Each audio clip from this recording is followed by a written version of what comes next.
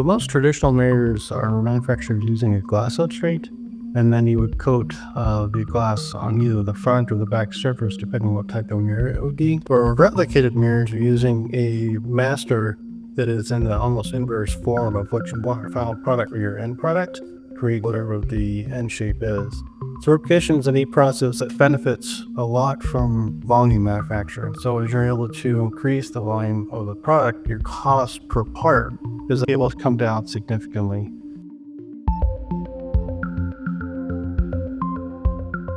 So the replication process is using an adhesive, which is an epoxy, that is connecting the coating to the final product. Typically, it's going to either be a gold coating or some kind of protective aluminum coating.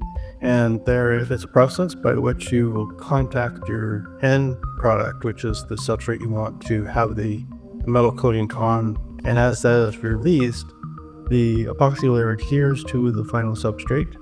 At the end, you get a product that has high reflections and has the form shape that you want based on the substrate that is designed for it.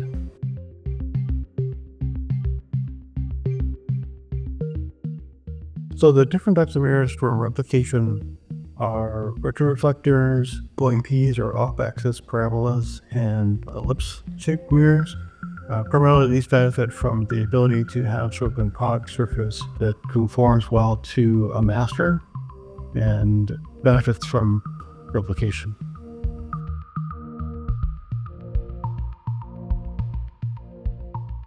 The newest capability is to be able to do freeform surfaces, and so this allows us to expand into more complicated designs for instruments that need a non-traditional shaped form.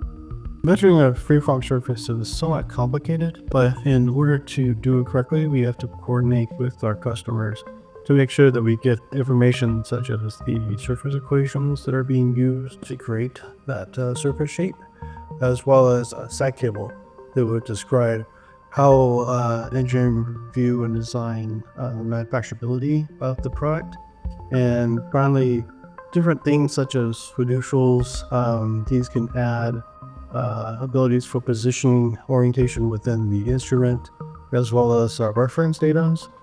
These be flats or different edges that are designed to make sure that it's placed in line for the measurement and accuracy of the surface itself.